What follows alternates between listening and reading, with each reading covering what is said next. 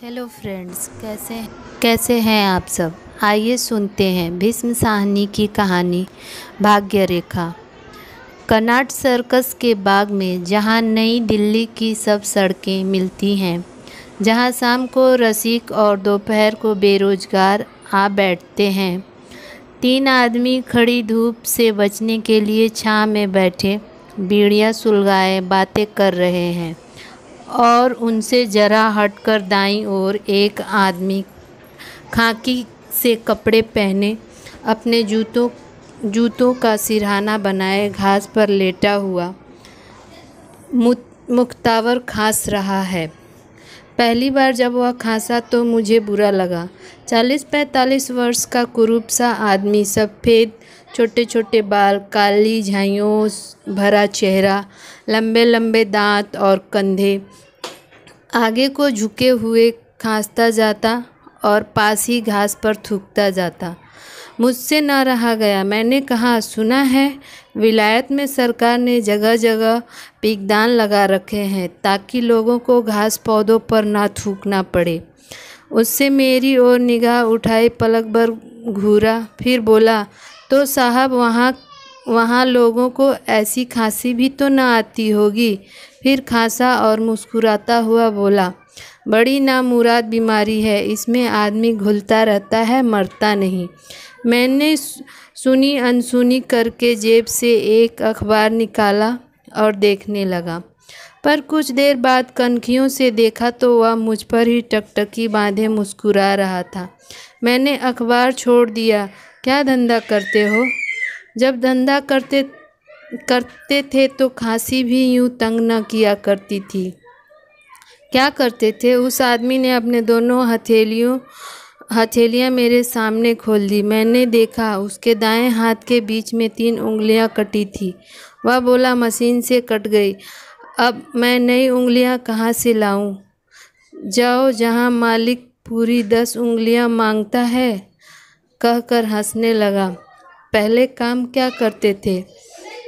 कल का वर्कशॉप में। हम दोनों फिर चुप हो गए। उसकी राम कहानी सुनने को मेरा जी नहीं चाहता था।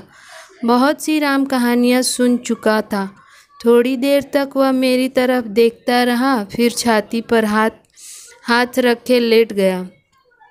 मैं भी लेटकर अखबार देखने लगा, मगर थका हुआ था इसलिए मैं जल्दी ही सो गया। जब मेरी नींद टूटी तो मेरे नज़दीक धीमी धीमी वार्तालाप चल रही थी। जहाँ पर भी तिकोने बनती हैं, जहाँ वायु की रेखा और दिल की रेखा मिलती है, देखा तुम्हें कहीं से धन मिलने वाला है। मैंने आंखें खोल दी। वही दमे का रोगी घास पर बैठा, उंगलियां कटे हाथ की हथेली एक ज्योतिष के सामने फैलाए अपनी किस्मत पूछ रहा था। लो, लांग लपेटे वाली बात नहीं करो, जो हाथ में लिखा है वही पढ़ो। इतने अंगूठे के नीचे भी तो तिकोन बनते हैं। मेरा माथा बहुत साफ है, धन जरूर मिलेगा। कब? जल्दी ही। देखते ही देखते उसने ज्योतिष के गाल पर थप्पड़ दे मारा। ज्योतिष तिलमिला गया। कब धन मिलेगा? धन मिलेगा? 3 साल से भाई के टुकड़ों पर पड़ा हूँ, कहता है धन मिलेगा।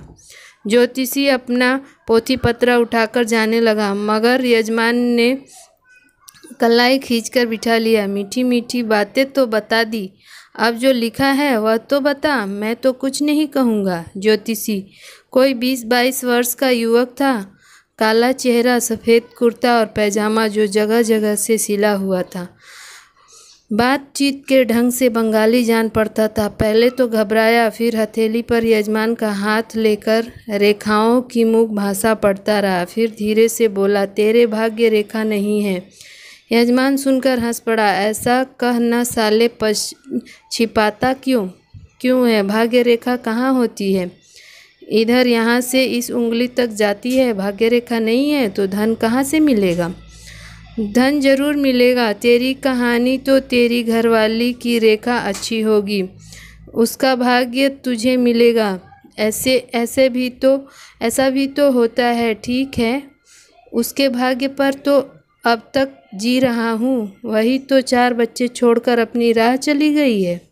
ज्योतिष चुप हो गया। दोनों एक दूसरे के मुंह की ओर देखने लगे। फिर यजमान ने अपना हाथ खींच लिया और ज्योतिष को बोला, तू अपना हाथ दिखा। ज्योतिषी संकुचाया, मगर उससे छुटकारा पाने का कोई साधन न देखा।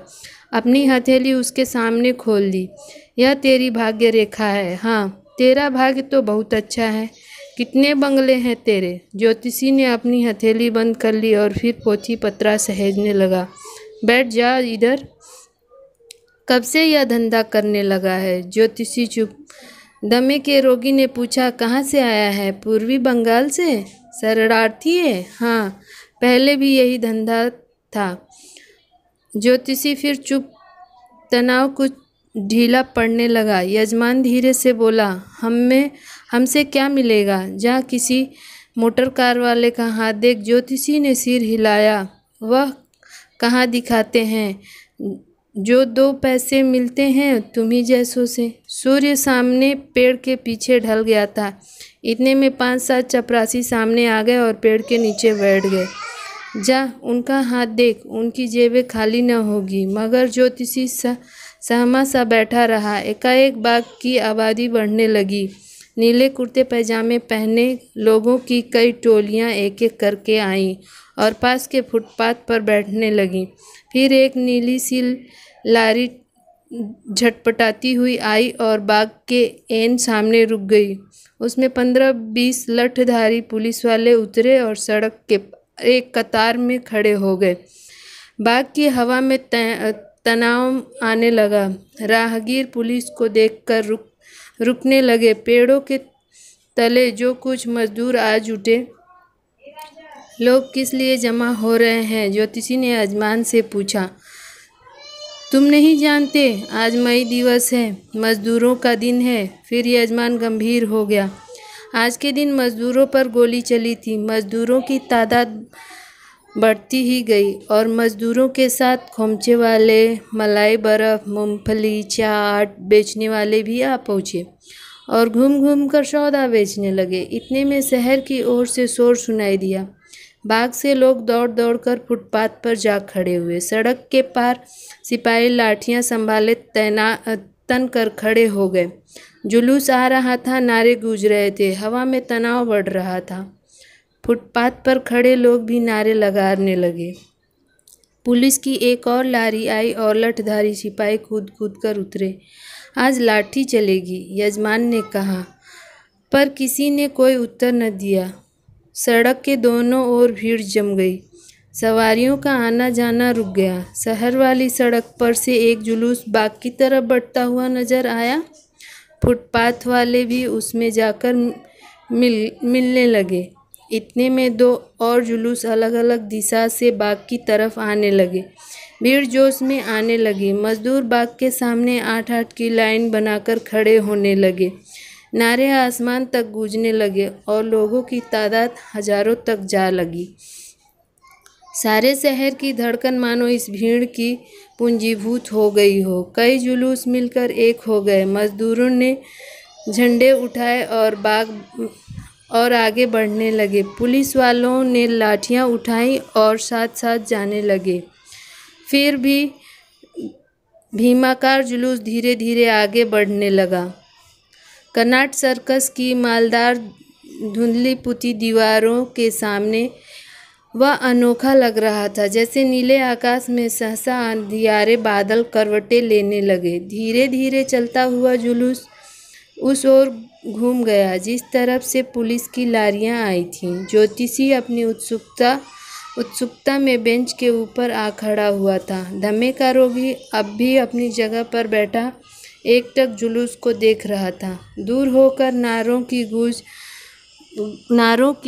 मंद पड़ने लगी। दर्शकों की भीड़ बिखर गई। जो लोग जुलूस के संग नहीं गए वे अपने अपने घरों की ओर रवाना हुए। बाग पर धीरे धीरे दोपहर जैसी ही निस्तब्धता छाने लगी। इतने में एक आदमी जो बाग के आर पार तेजी से भागता हुआ जुलूस की ओर आ रहा था, सामने से गुजरा। दुबला सा आदमी, मैली गंजी और जंघिया पहने हुए। यजमान ने उसे रोक लिया। क्यों दोस्त, ज़रा इधर तो आओ। क्या है? यह जुलूस कहाँ जाएगा? पता नहीं, सुनते हैं। अजमेरी गेट, दिल्ली दरवाज़ा होता हुआ लाल किले जाएगा, वहाँ जलसा होगा। वहाँ तक पहुँचेगा भी यह लठधारी जो साथ जा रहे हैं। जो रास्ते में गड़बड़ हो गई तो? अरे गड़बड़ तो होती ही रहती है, तो जुलूस रुकेगा थोड़े। कहता हुआ वह आगे बढ़ गया। दमे का रोगी जुलूस के ओझल हो जाने तक टकटकी बांधे उसे देख रहा था। फिर ज्योतिषी के कंधे को थपथपाता हुआ उसकी आंखों में आंखें डालकर मुस्कुराने लगा। ज्योतिषी फिर कुछ संकुचाया घबराया यजमान बोला, देखा साले? हाँ देखा। अब भी यजमान की आंखें जुलूस की दिशा में अटकी हुई थीं। फिर मुस्कुराते हुए अपनी उंगलियां कटी हथेली ज्योतिष के सामने खोल दी। फिर देख हथेली साले, तू कैसे कहता है कि भाग्य रेखा कमज़ोर है? और फिर बाएं हाथ से छाती थामे जोर जोर से खांसने लगा। धन्यवाद। मेरी कहानी पसंद आई हो तो कमेंट करिए, लाइक करिए, शेयर करिए, सब्सक्राइब करिए।